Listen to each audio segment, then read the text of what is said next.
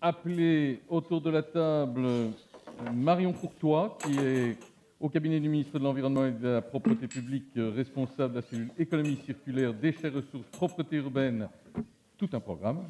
On va parler volonté politique. Ik vraag dus aan Stanislaas van Gopher Circle van naar voren te komen, hij staat er al.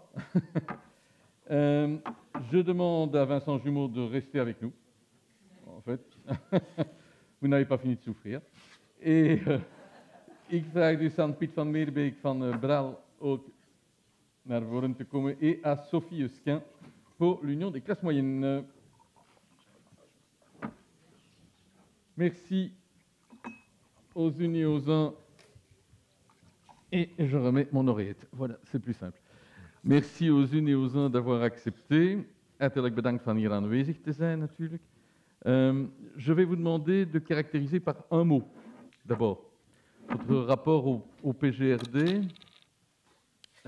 Si vous deviez vous définir, alors on ne va pas commencer par vous, parce que sinon on n'est pas sorti de l'aventure, mais non, parce qu'avec le nombre de compétences, un mot, ça va être difficile, ça va être un mot par compétence. Je vais donc demander d'abord aux autres, et puis à vous de réagir peut-être à cette coordination. Je commence par l'Union des classes moyennes, ça vous va? Emparez-vous des micros, il y en a plusieurs, là, pour le coup, vous avez de la chance pour l'instant. Est-ce que vous avez une charte de propositions à faire à travers un mot ou deux, trois mots pour votre positionnement sectoriel par rapport au PGRD? Alors, en ce qui concerne les entrepreneurs, c'est une opportunité économique à prendre, mais pour ça, il faut les accompagner dans cette opportunité, cette transition. Oké. Ik vraag u dus ook het woordje te geven over dat. Ik heb één woord. Commons. Le bien commun. Oh, ja. Oké. Pour vous? Je l'ai évoqué, nous aussi c'est une opportunité et derrière ça c'est effectivement le changement logistique. Changement logistique. Oké. Voor u? Goeiedag. Materiaalstromen. Een circulaire economie heeft nood aan materialen die stromen, die circuleren. En onze sector is daar een goede partner in, denk ik. Pour vous, au cabinet, PGRD et par rapport aux intervenants, ça rime avec quoi en termes d'obligations aussi?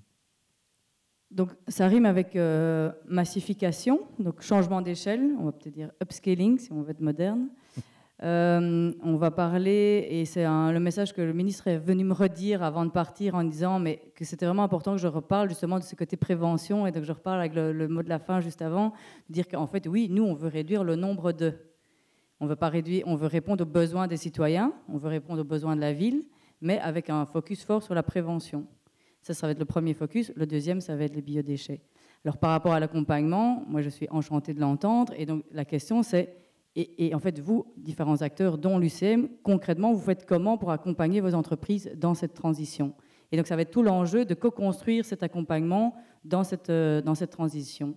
Et puis, j'ai encore un mot, peut-être plus par rapport à Go4Cycle, c'est l'alignement. Et on voit qu'en fait, et c'est un travail qu'on fait avec Vincent Jumeau, là, depuis 6 mois de manière super intense, c'est l'alignement. L'alignement dans les directions, dans les objectifs. Comment est-ce qu'on fait, en fait, ensemble, alors là, cabinet et administration, pour aller ensemble vers cette vision du logisticien circulaire. All right. Quelles sont vos attentes par rapport, toujours pas, quelles sont vos attentes par rapport aux politiques?